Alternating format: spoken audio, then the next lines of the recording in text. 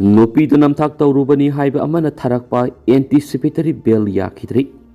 Nupi ama buluhung bigani hana namthak taurag hanjin nupi oibigi ikai kumnaba manghan bada senabani haiba miyo amana tharakpa anticipatory bail application additional session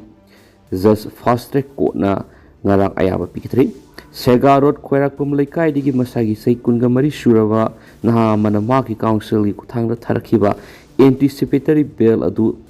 Tharaduna Tamnakli Wapamdi, petitioner Sikari Sukhangzabani Masum Hakulan, Uhana Bohanabani,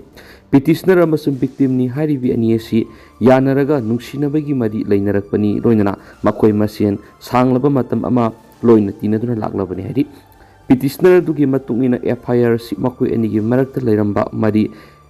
Kai Tarakpa, Masu, Madugi Makata, Vadanakal and give Marakta Wakal, Pauto Unabadagi Tolapani. Petitioner na case asiki matang na thigat pada mating pangduna lakli amasu mathau tarak pada IO da mating pangani haina affidavit amasu file tokre makpu custodial interrogation gi mathau thoina tadi loina na makpu phaba punbigi ngak thokpa mathau taiki nakal amarom da public prosecution amasu victim gi prosecution bu mating pangli ba council na application adu gi mayuk sab yung lep ki amasu FIR adu da bail tharakli ba petitioner gi maikei da akan mamaral shirak pale hene stamki prosecution gi maikei gi thamki ba di petitioner sina atopa nupi amaga mari laina namasum hana haiza singna bigi wafam sing losin naraga victim asu bu ma na soidna lohong laga logani haina them nauduna nupa nupi webigi mari laina rakhi petitioner sina victim gi video sing record tawshilga masum adugomba recording sing siznaraga victim adu da emotional blackmail torki hari prosecution na court thamki bu wafam da victim asibu petitioner gi mayum da purakhi masum mak pu onaiba ki hanba masum ko accusing na tathi tawoina tawi khi an sumaral ski prosecution bu mateng pangli ba council na court thamki badi case asi thijin begi thaba asi yamna maru oibadana tang ama europe ga loinana tuan electronic device digital communication sing social media record sing amasum thaudo oduga mari lainaba video sing hausik lokhatna lairi amasum adu thijingada balairi case asi hena mapung phan kupthana thijinba mathau tabana miwedu custodial interrogation ki mathau tari loinana makpu anticipatory bail pibasina electronic evidence sing adu semdok sadokpa amasum manghan khiba yabi oithokpa lay amasum witness sing adu buna thairaga pokhibi aiki kona pp victim ki council amasum petitioner ki council na court thamki bu wafam sing tar batungda amasum case asiga mari lainana pirakliba maral sing asi isamsam na mari phataba natragana lohongani haina thajaba pibu wafam kaibi wafam oitre FIR sida maral siri bu wafam sing manungda lohongani thajahalaga hanjin nupi oibigi ikai khumnaba manghanba asumbu wafam sing losilaga thamba video sing namba amasum madu thamjinba criminal intimidation sing sathabi wafam sing yauri hadi Amit Shah Prime Minister Narendra Modi lenga sina terrorism nam thapangamle awang nong pokti ingta pahanjilakli Prime Minister Narendra Modi na lusingba NDA lenga sina leiba sita leiriba cooperative sector gi mapangal kan karanba ngambata natana security gi oiba anauba architecture ama semangamle leiba asigi national security defense self realization sing tuan rural development kaya mai pagna pekhat pangamli haina Home Minister Amit Shah na phongtokri Maharashtra gi Kolhapur district pangthokpa public rally amada saru yaraduna Home Minister Amit Shah na makhatan hai Prime Minister Narendra Modi na lusingba NDA gi lenga sina matam kya gi Kashmir thengna dun lakhiba terrorism mai pakna nam thapangamle nationalism maru fauna muthapangamle masidana tan awang nung pokta ingta pahanjalakli leiba asigi leidibe space exploration cooperative reform amadi governance ki matang Home Minister Amit Shah na makhatara dun phongtokhi leiba asigi leidibe tuan cooperative sector kya mai pakna pekhat pangambadana tana space exploration kya lepa laitana pekhat pangamba si Prime Minister Narendra Modi gi yamna saw mai pakpa mani tuan be sector sing bu mai pakna sanction mangamba si leiba asigi tamaktadi khwaidi gi saw mai pakpa amani hena spouse na makhatana phongtokhi Western Command Naga Village Gan Kuki Sing the Aroiba warning Tauri Zauzang take the labor Nozang Gobama the Satakiba attack at the Kuki Masilgi Taudoni Kuki Masilgi violence ki Taudok Pushenjin Sajinba Warina Nagara Tashin Biari Makhatana Tongzai Mari Lambi Ting Lavadi Madu Naga Sing Matak the land Lokopani Logani Haina Western Command Naga Village Gan Kuki Sing the Aroiba warning Pikri Western Command Naga Village ga nangasi press thokpa chirol amada hai zawjang tekta leiba nojang ko banupa amada satakhiba attack adu kuki martial ki violence ki thaudoni thaudo adu aran mamong na wari sagatuna Naga da maral sina bahona bani kuki singi manung da hauji khulai paiba faction KNF Presidential KNF Nelun amasung masing thingamdraba faction group sing sina narcotic amasung criminal supremacy ki damak kuthoknari adumena makhoi gi ningba kaiba matawdu pangdaba ma oina maral lejadaba Naga sing maral season bani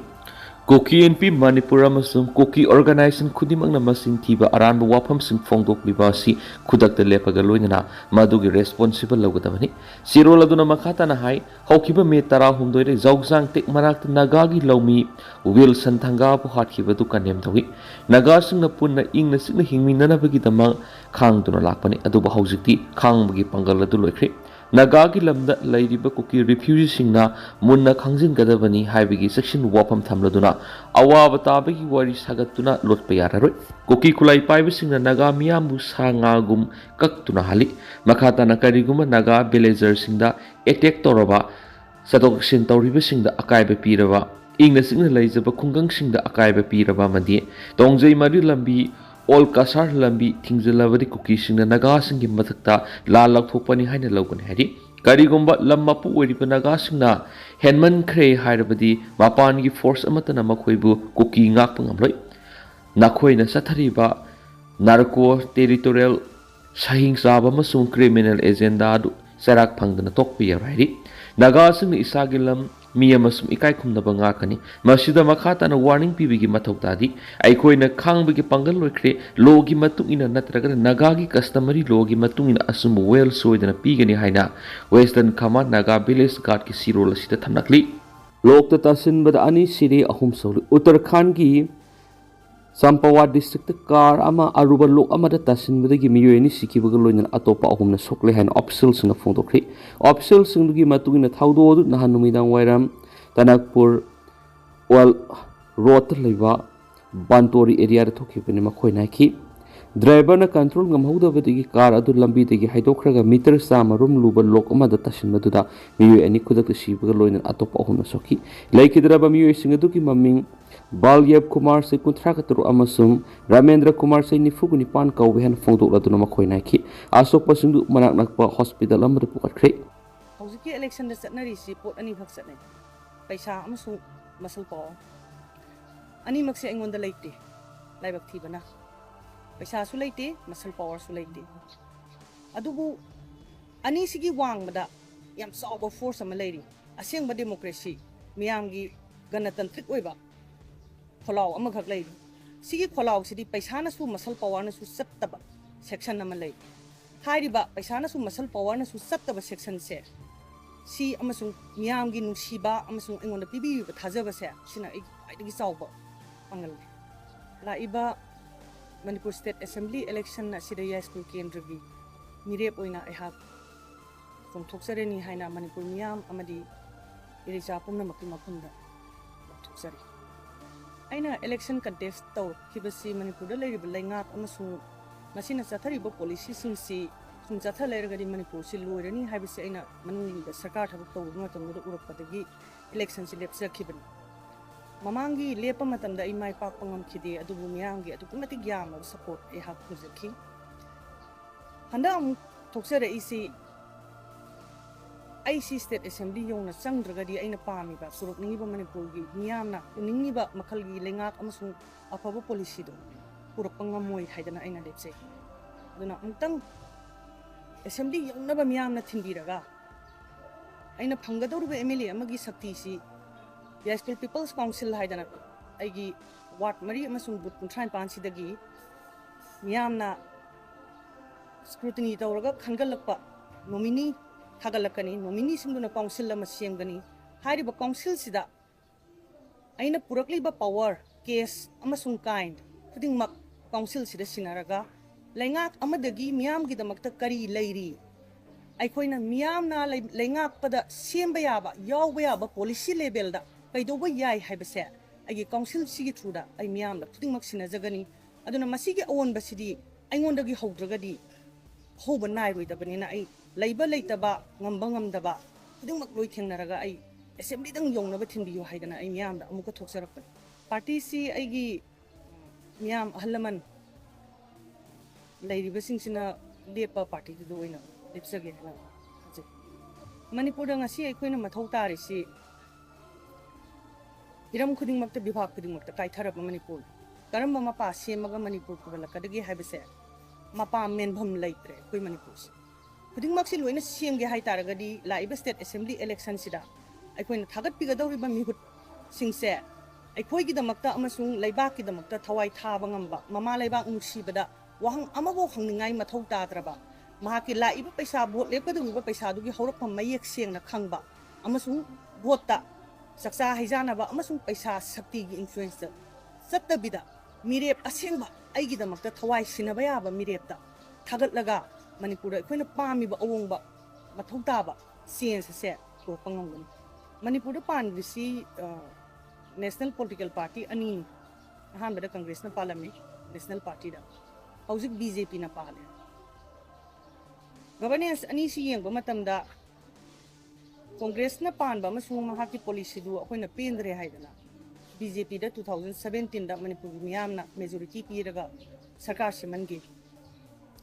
ꯆꯍꯤ 10ꯃꯨꯛꯁꯤ ꯌꯦꯡꯉꯒ ꯂꯥꯛꯑꯦ ꯑꯩꯈꯣꯏꯅ ꯆꯍꯤ 10ꯃꯨꯛꯁꯤꯗ ꯑꯩꯈꯣꯏꯗ ꯄꯤꯔꯤꯕ distraction ꯑꯃꯁꯨꯡ ꯃꯅꯤꯄꯨꯔꯗ ꯄꯤꯔꯤꯕ ꯑꯃꯥꯡꯕꯁꯦ ꯃꯅꯤꯄꯨꯔꯗ ꯈꯛꯇꯪ ꯅꯠꯇꯦ ꯏꯟꯗꯤꯌꯥꯗ ꯑꯃꯁꯨꯡ ꯖꯒꯠꯁꯤꯗ ꯄꯣꯂꯤꯇꯤꯀꯦꯜ ꯄꯥꯔꯇꯤ ꯑꯃꯇꯅ ꯁꯨꯃꯥꯏꯅ ꯑꯃꯥꯡꯕ ꯄꯤꯗ꯭ꯔꯤ ꯑꯗꯨꯅ ꯔꯥꯗꯔ ꯂꯩꯔꯤꯕ ꯄꯣꯠꯁꯤ ꯉꯁꯥꯏꯒꯤ ꯃꯈꯣꯏꯅ ꯄꯣꯂꯤꯁꯤꯁꯤ ꯍꯣꯡꯉꯛꯇꯣꯔꯤꯕ꯭ꯔꯥ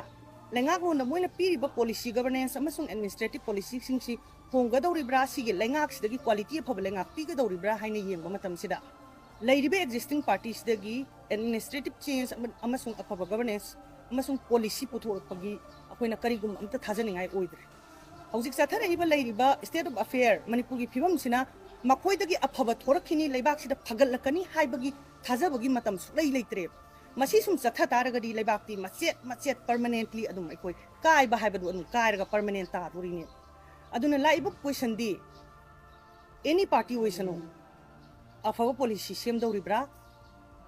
ꯑꯅꯧꯕ ꯄꯣꯂꯤꯁꯤ ꯃꯤꯌꯥꯝꯒ ꯇꯥꯟꯅꯔꯒ ꯄꯕ꯭ꯂꯤꯛ ꯐ꯭ꯔꯦꯟꯂꯤ ꯑꯣꯏꯕ ꯏꯟꯀ꯭ꯂꯨꯁꯤꯞ ꯑꯣꯏꯕ ꯀꯝꯄ꯭ꯔꯦꯍꯦꯟꯁꯤꯞ ꯑꯣꯏꯕ ꯑꯄꯨꯟꯕꯒꯤ ꯑꯣꯏꯕ ꯃꯅꯤꯄꯨꯔ ꯄꯨꯝꯕꯒꯤ ꯑꯣꯏꯕ ꯆꯤꯡ ꯇꯝ ꯈꯥꯛꯇꯅ ꯐꯨꯔꯨꯞ ꯈꯨꯗꯤꯡꯃꯛꯀꯤ ꯃꯤꯑꯣꯏ ꯈꯨꯗꯤꯡꯃꯛꯀꯤ ꯆꯥꯎꯈꯠ ꯊꯧꯔꯥꯡꯒꯤ ꯗꯦꯕꯂꯞꯃꯦꯟꯠꯀꯤ ꯄꯣꯂꯤꯁꯤ ꯇ꯭ꯔꯥꯟꯁꯄꯔꯦꯟꯠ ꯑꯣꯏꯕ ꯑꯦꯀꯥꯎꯟꯇꯦꯕꯜ ꯑꯣꯏꯕ ꯒꯕꯔꯃꯦꯟꯠ ꯄꯣꯂꯤꯁꯤ ꯁꯦꯝꯕ ꯉꯝꯒꯗ꯭ꯔꯥ ꯍꯥꯏꯕꯁꯦ